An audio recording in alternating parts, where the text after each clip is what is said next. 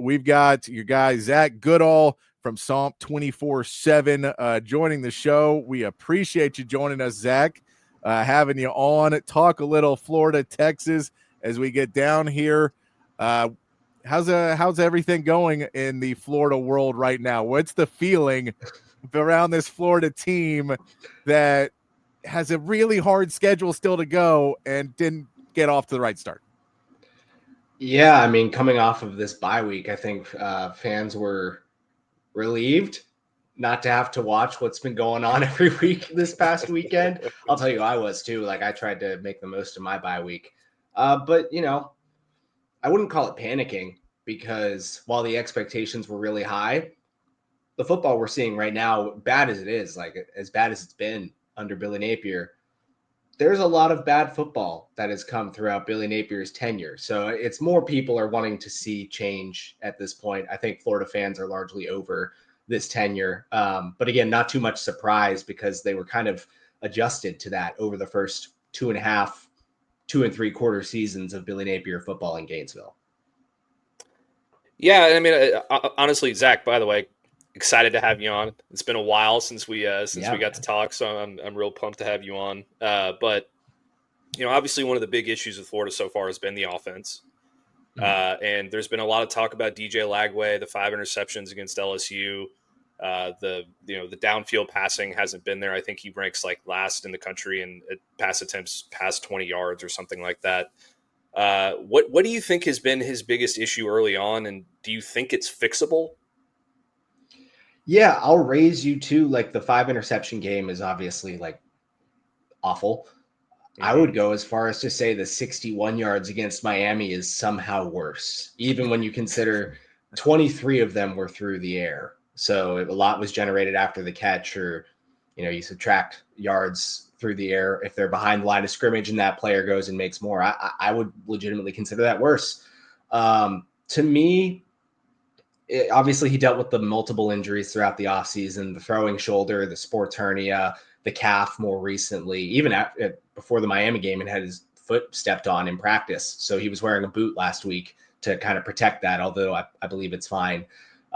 But as a result of that, throughout the offseason, he really did not get many practice reps in a live setting. He took a lot of mental reps and was in the spring game. All he did was hand the ball off to the running backs. But he took his first set of 11 on 11 the entire offseason in a practice setting 12 days before the season began. So that in and of itself is a huge problem. It didn't allow him to develop. I would consider the deep ball throwing, the real struggles with it this season, super uncharacteristic of him, because last year he was one of the best in the entire nation at that. Obviously in high school, and you guys I'm sure got to see plenty of it being from Texas, one of the best deep ball passers in the nation as a high school recruit. So it's not as though he has regressed because he doesn't have the talent. It comes back to me, A, the lack of development throughout the offseason, and B, they'll tell us all the time they don't think that he's hurt. They think he's healthy and good to go. There was reporting back in March or February or April, right around that time frame when this all started coming out, that he needed shoulder surgery and he didn't get it. And the thought is that he's going to need it at some point soon. That's kind of all it is to me. Is it looks like he's a quarterback who needed surgery on his throwing shoulder and didn't get it. And that's what this looks like. We don't like to hear any injury rumors for quarterbacks. It was a whole thing down here for Texas and Arch Manning for 4 weeks that everybody thought he was hurt. So I hope it's not that for DJ Lagway. Is the thought in the bye week, there's some way to fix the downfield throwing, fix the offense and get it rolling a little bit more? John Bo has done really, really well. Your Boggs getting to well. Dallas Wilson coming back this week reportedly.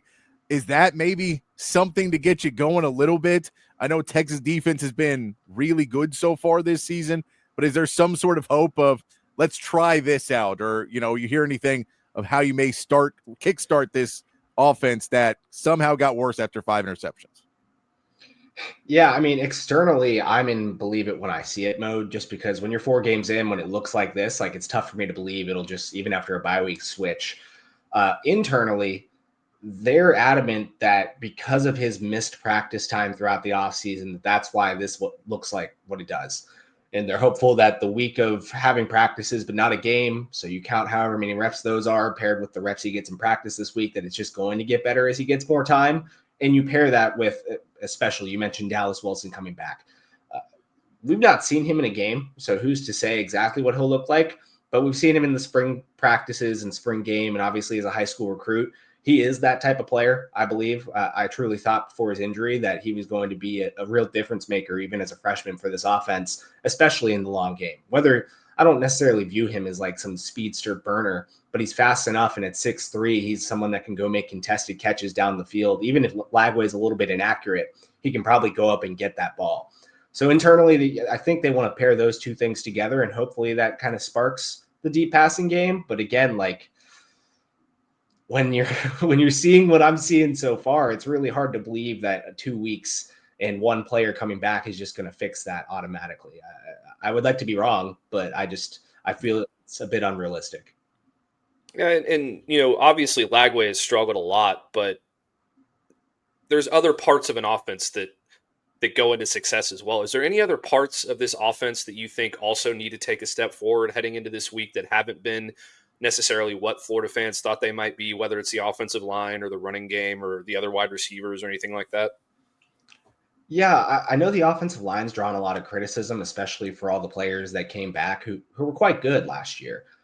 I don't think they've performed as poorly as some are suggesting, aside from a huge problem, penalties. And that's more technical, more so than going out and executing a block. They need to cut those down. I think that's been a huge detriment. It's taking some third and advantageous situations into third and longer and third and difficult. That's hampered the offense for sure. I also think they should lean on their running game a bit more. And I understand that in a lot of these games, they've gotten down and they've had to move toward the passing game. When you've got a quarterback who's struggling like this, who may or may not be having problems with his shoulder, even in situations where traditionally you might want to pass the ball, the running game through Jaden Baugh has at least been good when they have decided to utilize it. Maybe unconventionally lean into that a little bit more, get him going. Because excuse me, when he gets the ball again, like he's been able to make defenders miss, make plays out of nothing from the backfield. He's just a tough tackle. And that can at least, even if it's not going to push the ball downfield as much as they need to score more points, it should at least give the offense a little bit more to work with, a little bit more momentum. We've got Zach Goodall from Swamp 24/7 joining us right now. You mentioned Ball, what he's been able to do. What kind of makes him such an effective runner that even when everything's not going right offensively, he's able to get yardage? He's able to move the chains a few times for Florida. What has made him such an effective runner in this offense? Yeah, I mean, they really lean into like an in between the tackles running game with him, and it makes sense. He's like 6'1", 240. They say he's the strongest player pound for pound on the team based on what he did in the strength and conditioning program. And that works. Like the bruising style of offense can work to an extent. I really think what makes him special is despite him being the bruiser type of back, he's elusive. He's explosive. Like he can operate like a smaller, shiftier back at the same time. And again, make plays out of nothing. Find little gaps and manage a way to sneak through it. He's just, I think he's a really special back. And unfortunately, because of how the offense is performing, whether the offensive line is missing some blocks, whether they're having to lean on their passing game, we've yet to really see how good he can be as a result of those combinations. But he's also even a pretty solid pass catcher, not the best pass catching back in the SEC by any means, but he can get the job done. I think he's a decent enough route runner. He's got experience playing defensive back, not so much receiver, but he's been able from the other side of the ball to kind of see how a wide receiver operates. And I think as a result, that has translated to his game pretty well. I think that if the offense were performing better and they could lean on him a bit more, he would probably be in the conversation as one of the better backs in the SEC. He just hasn't really had those opportunities this year. Well, we talked a lot about the Florida offense so far, so I kind of wanted to change gears. Mm-hmm. Florida defense has been pretty good. They've kept them in every single game so far this year. They ostensibly held LSU to 13 points or whatever it was with despite the 5 interceptions. They kept them in the game for a long time against Miami. Really made Carson Beck, who was a lot of people thought was a Heisman front runner after a couple of weeks. They really held him in check. Obviously, the Texas offense has not been awesome all season long. They struggled through the first couple weeks. How do you think the Texas offense stacks up against this Florida defense, and what do you think they're going to do to try to cause problems for Arch Manning?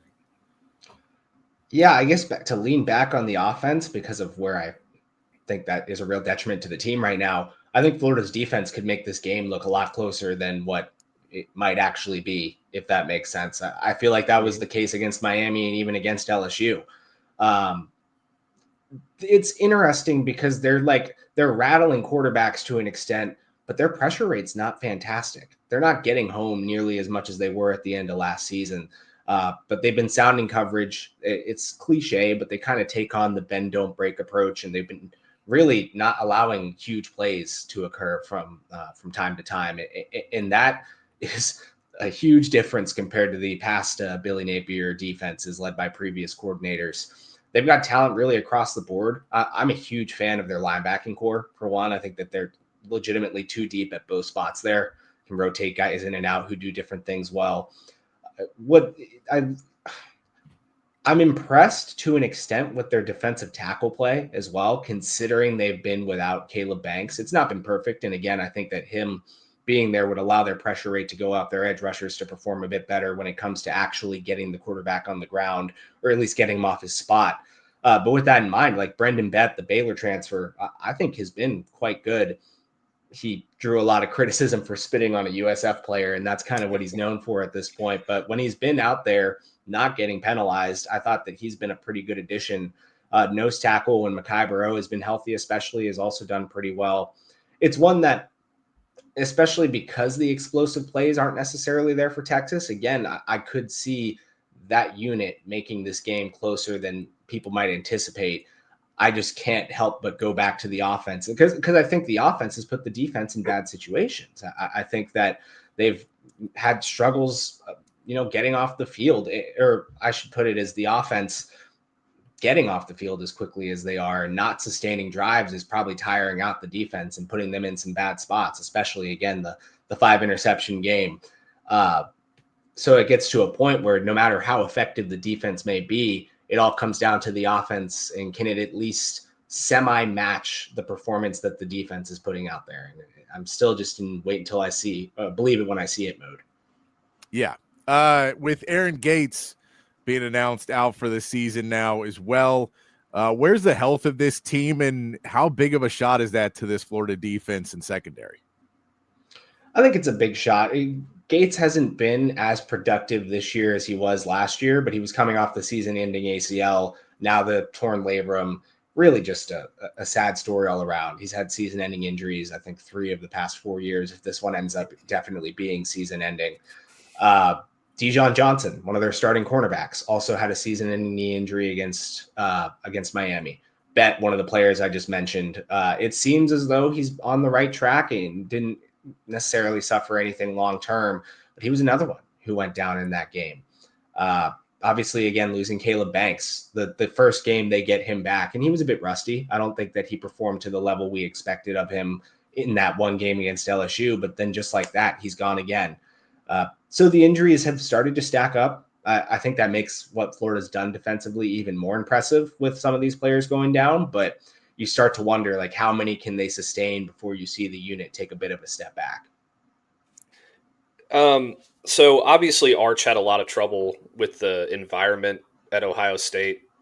They were the number 1 team in the country, and they were super excited about that game. Obviously, the mood is a little bit different in Gainesville right now, as you mentioned, with people just kind of being over with the with the Billy Napier era.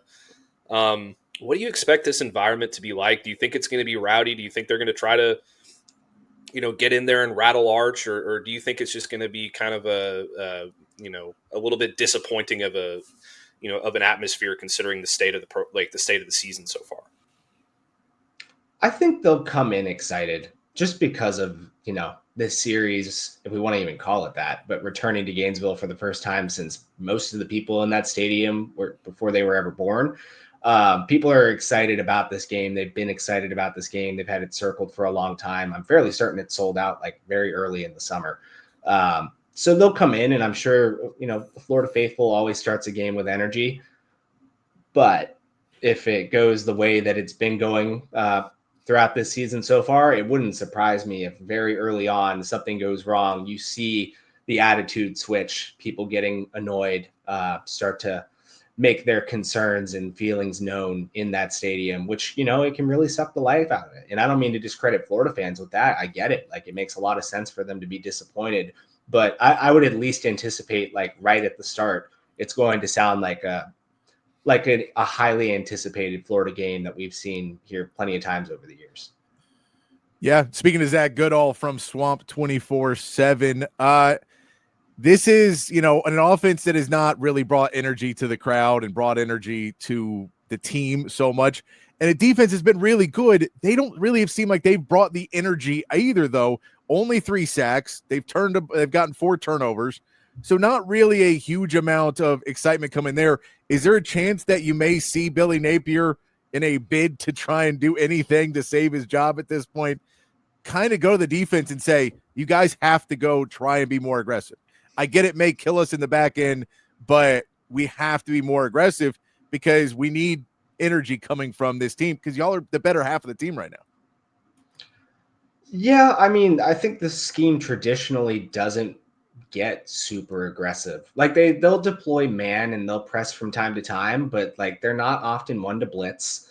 Even going back to last year when their pressures were really getting home and they had that really successful stretch at the end of the season, they were sticking to what they do. And with the matchup that they're facing, with those factors in mind, like you mentioned too, about the pressure being on, maybe we could see some twists, maybe a couple of changes, but it would kind of surprise me if they deviated from what they traditionally have done and frankly have done pretty well during their time. I hate to keep moving it back to the offense, but like, it reminds me of Billy Napier, like the offense has gotten worse each year that he's been here, and he's been willing to make changes on the defensive side. He's not been willing to do the same thing on the offensive side. He's committed to being the play caller still, despite this being the worst offense in the SEC. So that's where I start to wonder how much change, if any, would they make, even considering these circumstances? Because typically when his back's against the wall or not, he's not one to try and change drastically what he's doing. Okay. Okay. So I'm not trying to put you on the spot here, Zach. So if you want to say pass, then you're more than welcome to pass. Billy Napier was obviously on the hot seat last year. Scott Strickland had to come out and basically give him a vote of confidence to kind of quiet things down a little bit. And then the disaster start to this year with the loss to USF. If Texas comes out and they win this game, and I don't necessarily think that's going to happen because I think it's going to be a kind of a closer score because of the defense. But if Texas does somehow come out and win this game, very handily, like 28-7 to 17. Yes, something like last year. Yeah. How hot does that seat really get for him at that point? To me, I don't think it could get any colder at that point, if that makes sense. Like, I think the ship has sailed. I'm starting to wonder, and I'm not trying to predict, I definitely believe Billy Napier will be fired, but it feels like we're really trending in that direction anyway, especially personally, my eyes look toward that second bye week as it didn't happen this time around. I tend to believe that's probably because of the fear of red shirts and opt-outs after just 4 games at that point. If they come out and just manhandle Florida once again, I could see it even being on Sunday or Monday. When you lose like that at home in a game that, again, is so highly anticipated, regardless of the results of either team this season, if that were, to me, it could potentially be the final nail in the coffin, if that is ultimately what ends up happening. Yeah, I mean, with 5 ranked games left to go and Mississippi State's now playing much better football, it's a tough road. There's never really an easy time to let him go and just say, well, now we can try and win some of these. It's just going to be tough no matter what for Billy Napier. Zach, so if you're looking at this, what do you think right now? How do you see the game going on Saturday? Is this something that the Florida defense can at least keep them in with some of the struggles Texas had offensively, that this could come down to you're just hoping DJ Lagway figures out something and this becomes a tight game? Or is there not much hope in the world of Florida right now? Yeah, I mean, with the way the defense has been playing, again, I believe they could make this look closer than maybe what the final score will indicate. Because even again, like the Miami game, it's 13-7 for the longest time, and then the offense, that back starts to break, and Miami is able to put together 2 drives at the end of the game that make it look, way worse. So yeah, and again, I go back to if you can lean on Jaden Baugh a bit more, even where it's unconventional. Granted, Texas has a good run defense, so how much are you even going to be able to do that? But if you can stick to what's working and not deviate because you're under the pressure to try and create a spark, then sure, like I could see a world where this ends up being a closer game than many are giving it credit for before it starts. But like it's felt even around halftime with LSU, even when it was only 13-7 against Miami, it just, you could kind of, there was a feeling that you knew this was going to get out of hand at some point, and ultimately that's what happened. So for me, I hate to keep saying it, but like I'm in believe it when I see it mode. Maybe Florida's able to find a spark. Nothing they've done yet so far offensively has given me the rationale to say I believe that will happen, if that makes sense. Yeah. We got a final score prediction for you, Zach? You guys know what the current spread is? Sorry, I should have that readily I think available. it's 6.5, 7, 6.5, 6.5, something like that. Yeah. I think Texas covers. Let's go 24-13.